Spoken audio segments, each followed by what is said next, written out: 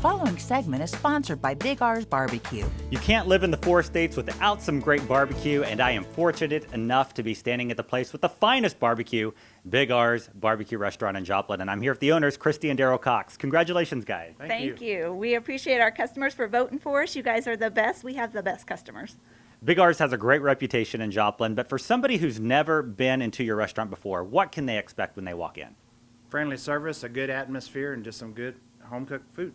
Speaking of that good home-cooked food, I understand you have daily specials. You're always keeping things fresh. Yes, we have lunch specials every week that change, and you can check our Facebook page for those. We're open from lunch Monday, Tuesday, and Wednesday from 11 to 4, and we are open for lunch and dinner Thursday, Friday, and Saturday from 11 to 9. Come see us.